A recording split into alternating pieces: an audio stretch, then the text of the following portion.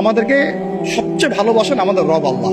সত্যিকারের ভালোবাসার ডেফিনেশনটা হচ্ছে যে আপনি নিঃস্বার্থভাবে কাউকে ভালোবাসেন। আমাদের আশপাশে যারা আছে, যারা হালাল, ইভেন হালাল, আমার মা, আমার বোন, আমার বাবা, আমার স্ত্রী, আমার ছেলে, আমার মেয়ে, এদেরও যদি কখনো স্বার্থে আঘাত পড়ে, দেখবেন সেও আপনার পাশ থেকে সরে যাচ্ছে। এমন হয় নাই কখনো? আপনার বন্ধু, আপনার ব্যবসার পার্টনার, আপনার বস, আপনার কলিগ, ওদের স্বার্থে আঘাত হলে ওরাও সরে যাচ্ছে পাশ থেকে। জিগরি দোষ সরে গেল পাশ থেকে, হয় না এমন? ভালোবাসা দুই প্রকার। বলেন কয় প্রকার? আমার সাথে বলেন, এখানে শেষ করে দিব 10টা মিনিট। ভালোবাসা কয় প্রকার? একটা হচ্ছে নিঃস্বার্থ ভালোবাসা। নিঃস্বার্থ, কোনো স্বার্থ নাই, নিঃস্বার্থভাবে ভালোবাসা। একটা হচ্ছে কোনো না কোনো স্বার্থ জড়িত আছে এমন ভালোবাসা।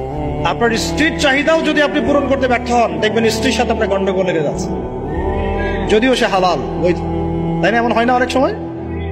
আমি তো অনেকদিন বলেছি, অনেকদিন আগেও বলেছি, 5 বছর 6 বছর আগে, যে মানুষ আসলেই মানুষের অবস্থানকে মূল্যায়ন করে। ভিতর থেকে মানুষকে শুধু মূল্যায়ন করে আল্লাহ রাব্বুল আলামিন। না হলে কি হতো? এই যে এত অন্যায় আমরা করেছি, আল্লাহ পাক কি আমাদেরকে ছেড়ে দিয়েছেন, ফেলে দিয়েছেন, গজবে ধ্বংস করে দিয়েছেন? এই যে আল্লাহ পাক যে আমাদেরকে মহব্বত করেন, ভালোবাসেন, তার প্রমাণ এগুলো। আল্লাহ পাক চান যে আমরা যেন ফিরে আসি। আল্লাহ পাক বলছেন, সারা দুনিয়ার সমান গুনাহও যদি সে করে ফেলে, আসমানের সমানও গুনাহ করে ফেলে, খালি তওবা করে ফিরে আল্লাহকে বলবে, আস্তাগফিরুল্লাহাল্লাযী লা ইলাহা ইল্লা হুয়াল হাইয়ুল কাইয়্যুম ওয়া আতুবু ইলাইহি। আল্লাহ পাক বলছেন, খালেস তওবা করলে গুনাহ তো মাফ করে দিবই, আগের গুনাহগুলোকে নেকি দিয়ে পরিবর্তন করে দিব। না ভালোবাসা না? আল্লাহ পাক সৃষ্টি করেছেন আমাদেরকে ভালোবেসে। কোরআন খোলেন, সূরা সাদ পড়েন।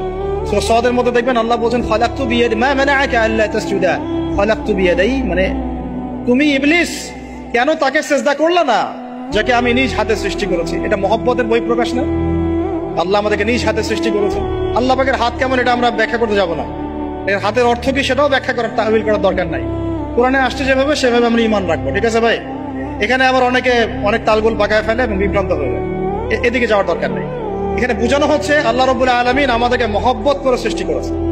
এই পুরো সৃষ্টি জগৎটাই তো আল্লাহর মহব্বতের বহিঃপ্রকাশ।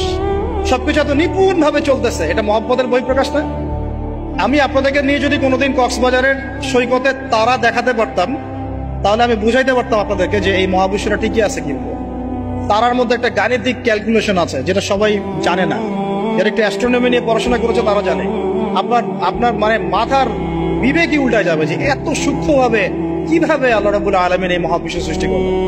এক চুল এদিক ওদিক হলে পুরো বিশ্ব কায়নাত ধ্বংস হয়ে যায়। এটা কি আল্লাহ পাকের মহব্বতের পরিপ্রকাশ না? আল্লাহ পাক তো বরং বলেছেন পুরো সৃষ্টি পরিবারটাই আল্লাহর আহাল, আল্লাহর পরিবারের অন্তর্ভুক্ত। এমনকি আল্লাহ পাক আমাদেরকে বলেছেন, তোমরা জমিনবাসীর সবার উপর রহম করো। ইরহামু মান ফিল আরদ ইয়ারহামুকুম মান ফিস সামা। তোমরা সবার উপর রহম করো, দয়া করো। দয়া, রহম, এটা তো মহব্বতের একটা অংশ।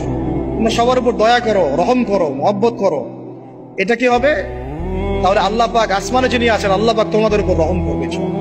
আমরা সেই মহান সত্তার ভালোবাসার থেকে বের হয়ে হারাম এই যৌন ভালোবাসার দিকে যাওয়ার চেষ্টা করেছি। আসলে এটা ভালোবাসা না, যৌনতা, এর দিকে যাওয়ার জন্য এইসব করছি। আল্লাহ পাক আমাদেরকে মাফ করে যেন হেদায়েত দান করে।